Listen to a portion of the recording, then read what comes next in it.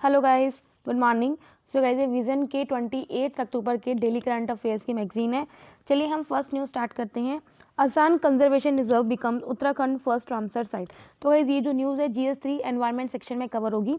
तो गाइस अभी जो असम कंजर्वेशन रिजर्व है कहाँ पे है? उत्तराखंड में है और ये उत्तराखंड का पहला रामसर साइट है, तो ये आपको याद रखना है। अभी क्या है, हमने इसे इंटरनेशनल इंपॉर्टेंस साइट डेजिग्नेट कर दिया है। अब इससे क्या है, हमारे इंडिया में जो total number of Ramsar sites हैं वो कितने हो गए? 38 हो गए। देखो गाइस, हमारे इनिशियल 27 थे, लास्ट ईयर 10 रामसाइट्स ऐड हुई थी तो 37 हो गए थे। अब +1 और हो गया, तो अब हमारे जो इंडिया में total number of Ramsar sites हैं वो कितने हो गए? 38 हो गए। And it is highest in the south Asia. जो एशिया है कहाँ पे लोकेट है? यमुनानगर रिवर के बैंक्स में नियर देहरादून डिस्ट्रिक्ट। आप सबको पता ही होगा देहरादून डिस्ट्रिक्ट में ये क्या है, लोकेटेड है in the Garhwal region of Uttarakhand. Asia में देखा गया कहाँ कौन कौन से स्पीसीज वहाँ पाई जाते हैं, तो ये आपको पता होना चाहिए। व्हाइट रम्प्ड वल्चर पाए जाते हैं, रेडी शेल्ड लग पाया जाता है, रेड हेडेड वल्चर, ये सब पाई जाती हैं। देखो रामसर कन्वेंशन के बारे में आपको पता होना चाहिए, 1971 में आया था। एक इंटर गवर्नमेंटल इंटरनेशनल ट्रीटी है जो कि ईरान में रामसार में साइन हुई थी, ताकि हम क्या कर सकें, जो वेटलैंड्स के जो इकोलॉजिकल करेक्टर है उसे हम प्रिजर्व कर सकें। इसका एम यही है कि हम क्या कर सकें, जो भी ग्लोबली, मतलब कि ये नहीं कि सिर्फ एक स्पेसिफिक कंट्री नहीं, ग्लोबली जो भी नेटवर्क है वेटलैंड्स का, उनके वहाँ पे जो बायोलॉजिकल डाइवर्सिटी है उसको कंजर्व कर सकें, ताकि हम ह्यूमन लाइफ को भी सस्टेन कर सकें। ठीक है, देखो ये अगर आपको ऐसा लगता है कि किसी स्पीसीज के मरने से हमारी ह्यूमन लाइफ को खतरा नहीं है, तो गलत है, क्योंकि हमारा जो है पूरा ये इकोलॉजिकल बैलेंस इस तरह से चलता है कि अगर हमें ह्यूमन लाइफ को सस्टेन करना है तो हमें नेचर को भी सस्टेन करना ही होगा। किसी भी वेटलैंड को हम रामसर साइट डिक्लेयर अगर करते हैं तो इसका मतलब ये है कि हम उसे प्रोटेक्ट करें under the strict guidelines of the convention. Ramsar sites में हम क्या करते हैं, किसी भी वेटलैंड को अगर हम ऐड कर रहे हैं इंटरनेशनल इंपॉर्टेंस का, ठीक है, तो उसे हम रामसर साइट बोलते हैं। ठीक है, Ramsar sites are included in the list of wetland of the international importance. देखो अगर हम किसी भी वेटलैंड को इस लिस्ट में ऐड करते हैं, लिस्ट ऑफ इंटरनेशनल इंपॉर्टेंस में, तो इसका मतलब ये कि गवर्नमेंट को कमिटमेंट देनी पड़ती है कि वो नेसेसरी स्टेप्स लेगी ताकि हम इसके इकोलॉजिकल करेक्टर को मेंटेन कर सकें। अब इंपॉर्टेंस क्या है वेटलैंड का? देखो ये सबसे पहले हमें फ्रेश वाटर सप्लाई करता है, food and building materials provide करता है, बायोडाइवर्सिटी ऑफ कोर्स, ठीक है, फ्लड कंट्रोल में हमारी हेल्प करता है, ग्राउंड वाटर रिचार्ज में हेल्प करता है, और क्लाइमेट चेंज मिटिगेशन एक्टिविटीज़ में वेटलैंड्स का बहुत ज़्यादा क्या है, एक इंपॉर्टेंस होती है। अब देखो क्या क्राइटेरिया अगर हमें किसी भी वेटलैंड को इंटरनेशनल इंपॉर्टेंस डेजिग्नेट करना हो। देखो सबसे पहले ये कि वहाँ पे कोई रेयर या यूनिक एग्जाम्पल ऑफ नेचुरल या नियर नेचुरल वेटलैंड टाइप होना चाहिए। दूसरा क्या है, वहाँ पे कोई ना कोई वल्नरेबल, एंडेंजर्ड या क्रिटिकल एंडेंजर्ड स्पीसीज या कोई थ्रेटन इकोलॉजिकल कम्युनिटीज प्रेजेंट होनी चाहिए। तीसरा क्या है, वो वहाँ पे किसी प्लांट पॉपुलेशन को सपोर्ट कर रहा है, एनिमल स्पीसीज को सपोर्ट कर रहा है, which are very important for maintaining the biological diversity. इसके अलावा क्या है, वो प्लांट या एनिमल स्पीसीज को सपोर्ट कर रहा है जो कि अभी क्रिटिकल स्टेज में अपनी लाइफ साइकिल में। इसके अलावा क्या कर रहा है, वहाँ पे वो 20,000 या उससे ज़्यादा वाटर बर्ड्स को सपोर्ट कर रहा है। इसके अलावा क्या है, वो वहाँ की 1% ऑफ द इंडिविजुअल्स, उस पॉपुलेशन, किसी स्पीसीज़ की पॉपुलेशन की 1% पॉपुलेशन को वो सपोर्ट कर रहा है, या सब स्पीसीज़ ऑफ वाटर बर्ड को ये सपोर्ट कर रहा है। इसके अलावा क्या है, वो किसी वहाँ पे अगर सिग्निफिकेंट प्रोपोर्शन में कोई फिश सब स्पीसीज़ है, स्पीसीज़ है, उसकी फैमिली है, लाइफ स्टेज है, या स्पीसीज इंटरेक्शन है, तो वो उसको हम क्या कर सकते हैं, डेजिग्नेट कर सकते हैं वेटलैंड को इंटरनेशनल इंपॉर्टेंस का है। इसके अलावा क्या, अगर उस वेटलैंड में इंपॉर्टेंट सोर्स है किसी का फूड का, आइदर ऑफ फिशेज, ठीक है, या फिर स्पॉनिंग ग्राउंड का नर्सरी, या फिर माइग्रेशन पाथ है, तो हम उसको डेजिग्नेट कर सकते हैं। इसके अलावा क्या है, अगर वो किसी भी 1% ऑफ इंडिविजुअल किस पॉपुलेशन को सपोर्ट कर रहा है, wetland dependent non avian animal species. देखो एवियन क्या होता है आपको पता है, जो बर्ड्स होते हैं, नॉन एवियन एनिमल स्पीसीज को अगर सपोर्ट कर रहा है तो हम उसको डेजिग्नेट कर सकते हैं। ठीक है, सो दैट आपको ये भी पता होना चाहिए कि एक जनरल नॉलेज आपको होनी चाहिए कि किसी भी वेटलैंड को आप इंटरनेशनल इंपॉर्टेंस को कैसे डेजिग्नेट कर सकते हो, उसका क्या क्राइटेरिया है। नेक्स्ट न्यूज़ में बढ़ते हैं। Increasing legal age for women's marriage has enormous social economic benefit, SBI रिपोर्ट। तो ये जो न्यूज़ है हमारी सोशल इश्यूज़ में कवर होगी, आइदर इन GS1 और द GS2।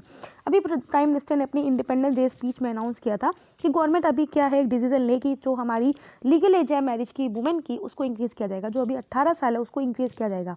देखो 2006 में एक एक्ट आया था, that is the prohibition of child marriage act. उसके अंडर क्या है, हमने मैरिज की मिनिमम एज लिमिट की हमें सेट करी थी, कितनी की थी, 18 for the girls and 21 for the women.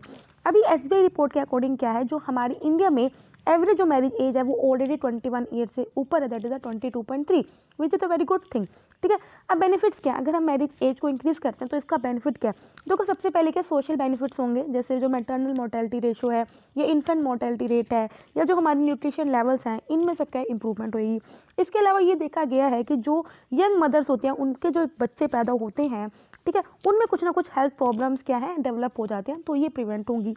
इसके अलावा अगर फाइनेंशियली हम देखा जाए तो वुमेन को काफ़ी अपॉर्चुनिटी मिलेगी कि वो हायर एजुकेशन परस्यू कर सके, अपने करियर को क्या है फोकस कर सके या फिर फाइनेंशियली एम्पावर्ड हो सके। देखो आजकल क्या है, क्योंकि अब कोई 18 साल से कम नहीं कर सकता, तो माँ बाप क्या उनको ना भी चाहे ना तो उनको पढ़ाना पड़ता है कि यार लड़की वेली बैठी है, पढ़ा ही देते हैं, ठीक है।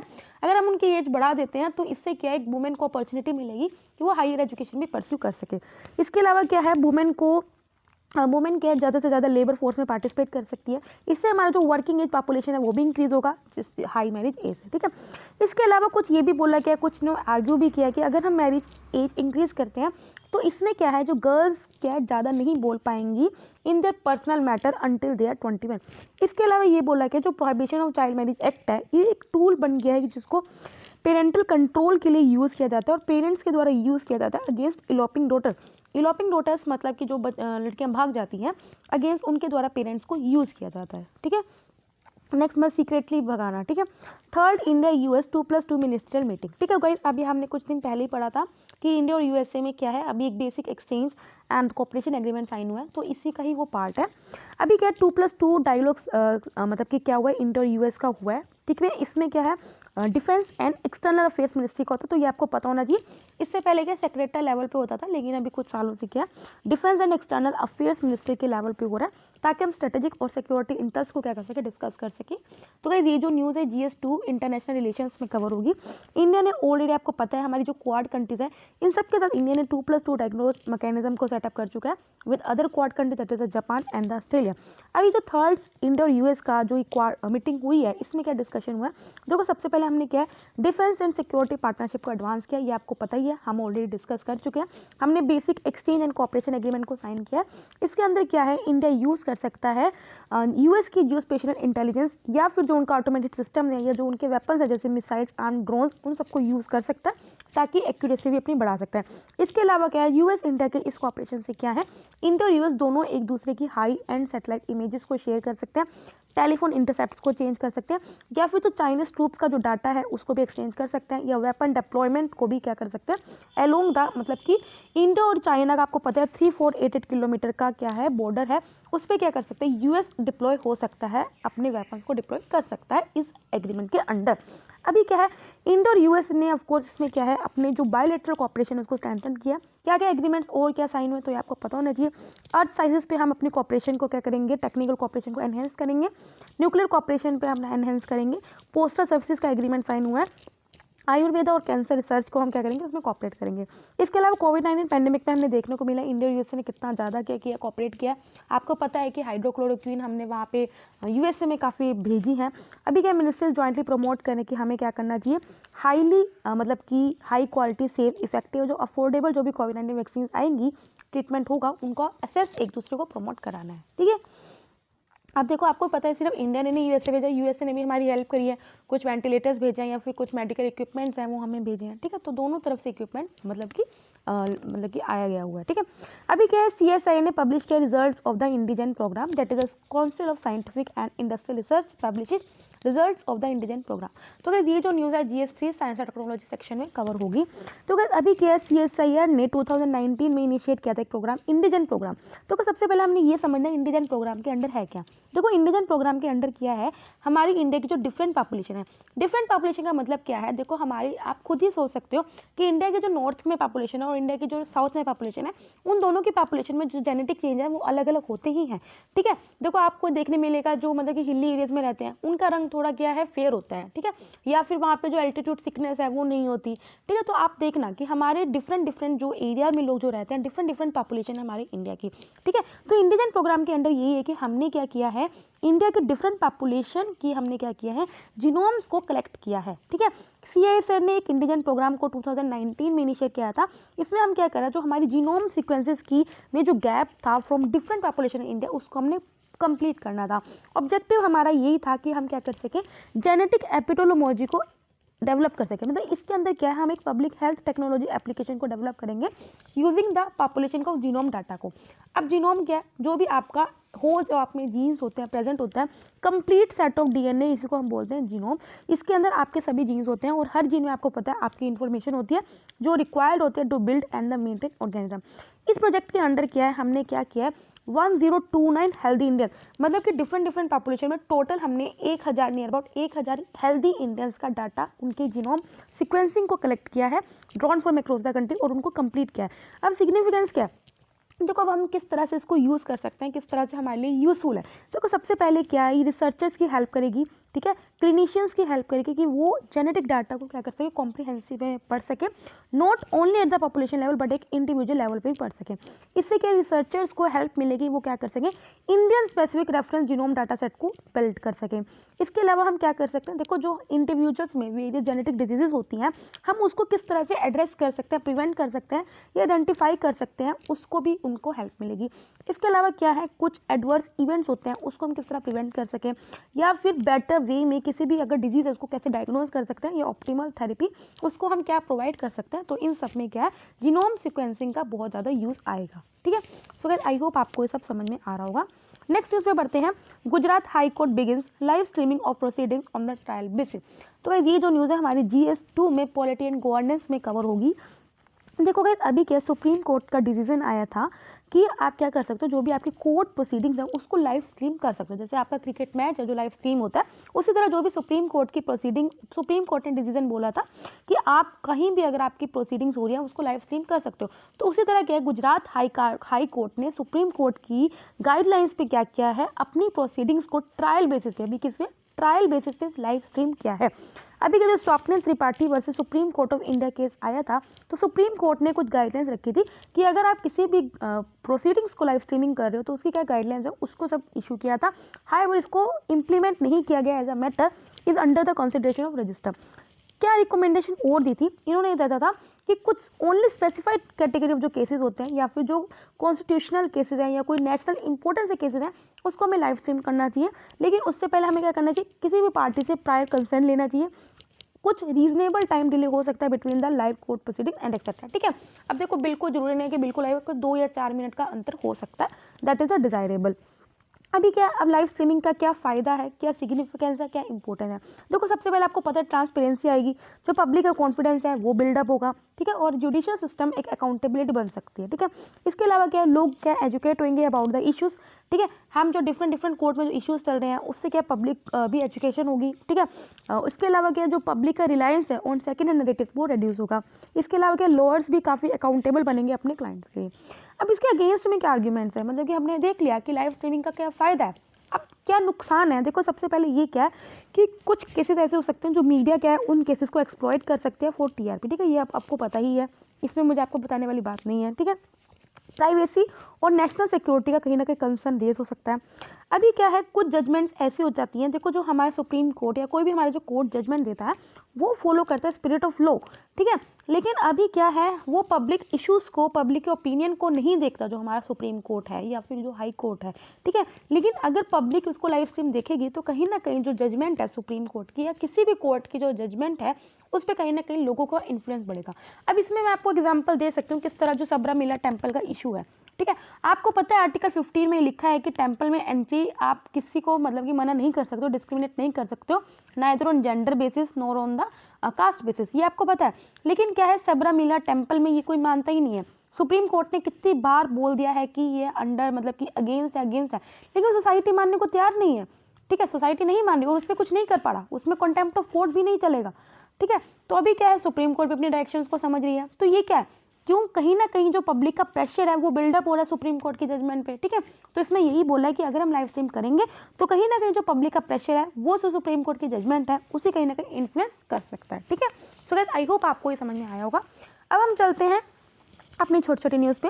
European union strike deal on the climate ले। देखो अभी क्या है, जो यूरोपियन यूनियन के एनवायरमेंट मिनिस्ट्रीज हैं उन्होंने एक डील में स्ट्रक हो गए हैं जिन्होंने एम था कि हम 2050 तक अपना जो नेट जीरो एमिशंस है उसका जो टारगेट है लीगली बाइंड बनाएंगे। जो 2050 का नेट जीरो एमिशन टारगेट है इसके अंडर क्या है, जो भी होल यूरोपियन यूनियन है, देखो इसके अंदर एक कंडीशन पाई गई है कि अगर कोई कंट्री अपने एमिशन को कट करती है या फिर सपोज करो आपको अलाउ है कि आपको 100 एमिशंस मतलब कि आप कर सकते हो 100 पार्ट पर मिलियन आप कर सकते हो, लेकिन अगर किसी ने 80 किया तो अपने 20 किसी और कंट्री को अलाउ कर सकती है।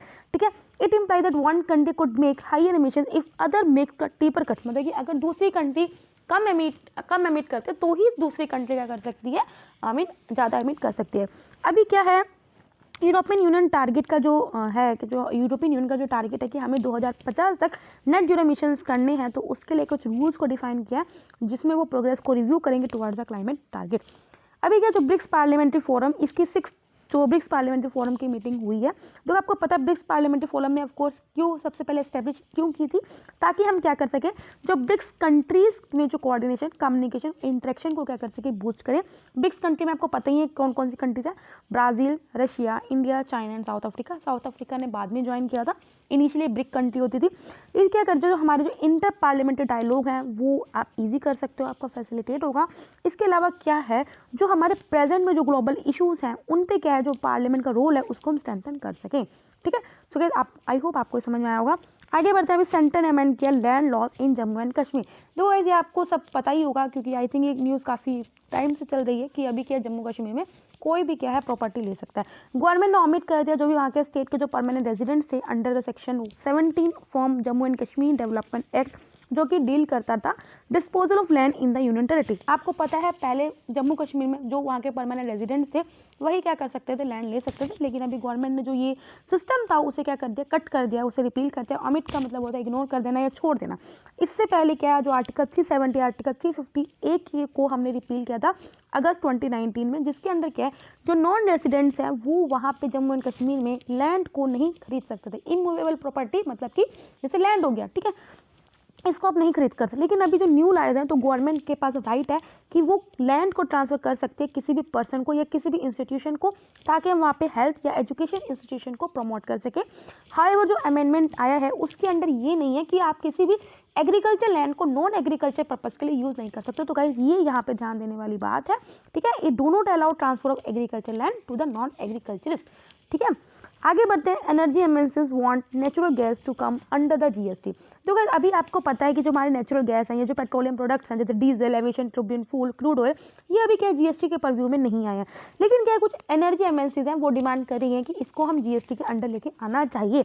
अब वो ऐसा क्यों कह रहे हैं, क्योंकि उन्होंने बोला है कि जो नेचुरल गैस के ऊपर सेंट्रल एक्साइज ड्यूटी काफ़ी लगती है, उसके अलावा क्या है वैल्यू एडेड टैक्स काफ़ी लगते हैं, जिस वजह से क्या है अगर जीएसटी आ जाएगी तो ये सब जो आलतू फालतू टैक्स है वो इसके साथ क्या है चले जाएंगे। इसके अलावा क्या है, देखो जो नेचुरल गैस को as a raw material use करते हैं लाइक पावर और स्टील की इंडस्ट्रीज, उनके क्या है डबल टैक्स लग जाता है। जैसे मतलब कि पहले तो उनको नेचुरल गैस पर टैक्स लगता है और फिर उनको क्या कर लगता है बाद में पावर एंड स्टील पे जो उनका फाइनल प्रोडक्ट है उस पर टैक्स लगता है, ठीक है। तो इससे जो कास्केडिंग इम्पैक्ट है टैक्सेस का वो रिड्यूस होएगा। इसके अलावा क्या है, जो गवर्नमेंट का गोल है, देखो अभी क्या है किसी चीज़ पर अगर ज़्यादा टैक्स लगता है तो बंदा वो स्टार्ट करने से क्या है मतलब कि वो नहीं करता, क्योंकि उसको लगता है यार मैं जितना कमाऊंगा नहीं उतना मुझे टैक्स में देना पड़ जाएगा। उसी तरह उन्होंने बोले अगर नेचुरल गैस पे अगर जीएसटी के अंडर आ जाएगा तो टैक्स का जो कास्केडिंग इम्पैक्ट है वो कम हो जाएगा। तो इससे क्या है और जो इन्वेस्टर्स आएंगे वो नेचुरल गैस में इन्वेस्ट कर सकते हैं, और जिससे जो हमारी कंट्री की जो एनर्जी बास्केट है, जो हमारा एम है कि हम क्या कर सके, जो हमारा नेचुरल गैस जो का जो रेशियो है इसको बढ़ा सके, प्रोपोर्शन को बढ़ा सके फ्रॉम 6.3% टू 50%, वो हम कर सकते हैं, ठीक है। विवाद से विश्वास स्कीम, तो गाइस ये लास्ट ईयर से चल रही है विवाद से विश्वास स्कीम। आपको सिंपली पता होना चाहिए जो इनकम टैक्स की जो डिस्प्यूट सेटलमेंट का यही विवाद से विश्वास स्कीम इसलिए आया था ताकि जो इनकम टैक्स रिलेटेड जो डिस्प्यूट्स हैं उनको हम सेटलमेंट कर सकें। रिसेंटली के गवर्नमेंट ने क्या किया है, अगर जो डिस्प्यूट सेटलमेंट की जो डेट है उसके अंदर जो अब आपको पेमेंट करनी है उसकी जो एक्सटेंड कर दिया उसकी डेट को, जो पहले 31 दिसंबर 2020 तक की थी उसको 31 मार्च 2021 तक कर दिया। डायरेक्ट टैक्स विवाद से विश्वास एक्ट 2020 में आया था ताकि हम क्या कर सकें, जो पेंडिंग इनकम टैक्स लिटिगेशन है उसको रिड्यूस कर सकें और टाइमली मैनर में जो गवर्नमेंट है उसको अपना रेवेन्यू मिल सका। बेनिफिट क्या है, ताकि हम क्या कर सकें, जो डिस्प्यूट्स में जो कॉम्प्लेक्सिटी है उसे हम कम कर सकें, सेविंग्स कर सकें। स्कीम का एम यह है कि जो इंटरेस्ट, जो पेनल्टी, प्रोसिक्यूशन है उसको वेव कर दिया गया, ठीक है। इससे हम फ्लेक्सिबिलिटी है, स्कीम प्रोवाइड करता है टैक्स पेयर्स को कि वो आप क्या कर सकते हैं, they will have the option to choose the years of the payment. Kerala government ने भी क्या किया है, बेस प्राइस फिक्स किया है for vegetable and the fruit. देखो इसलिए किया गया ताकि हम फार्मर्स को प्रोटेक्ट कर सकें from adverse price fluctuation. 16 agriculture produce को कवर किया गया है इस पहले फेज में। बेस प्राइस जो होगा वो प्रोडक्शन कोस्ट से 20% ज़्यादा होगा, तो ये आपको पता होना चाहिए। स्कीम के अंडर क्या आएगा कि सप्लाई चेन प्रोसेस को सेटअप किया जाएगा, जैसे cold storage facilities, refrigerated vehicle, इन सब को सेटअप किया जाएगा।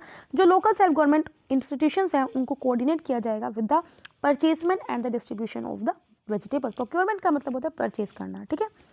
आगे बढ़ते हैं हम direct port entry facility at the VO Chidambaram port. देखो अभी क्या है, जो डायरेक्ट पोर्ट एंट्री है इसके अंडर क्या होएगा, जो ई सील्ड कंटेनर्स होते हैं फैक्ट्री को जो एक्सपोर्ट, उनको जल्दी क्लियरेंस मिलेगा। ये 24/7 बेसिस पे होएगा, जिससे क्या फास्ट एक्सपोर्ट क्लियरेंस मिलेगा और कॉस्ट इफेक्टिव मैनर में हो सकेगा। इससे क्या होगा, जो हमारा ease of doing business exporters के लिए वो भी इंक्रीज होएगा। इसमें एफिशिएंसी हम ला सकते हैं, तारीफ कॉस्ट कम होगा और हमारा जो कॉम्पिटिटिवनेस है वो भी बढ़ेगा। जो वीओ चिदम्बरम पोर्ट है तमिलनाडु में, देखो इसको ही जो तूतीकरण पोर्ट है ना तमिलनाडु को, उसी को रीनेम किया गया वीओ चिदम्बरम पोर्ट, ठीक है। ये हमारा आपको पता है 12 मेजर पोर्ट में से एक पोर्ट है, ठीक है। फैनी ब्रिज है लास्ट न्यूज़ है हमारी।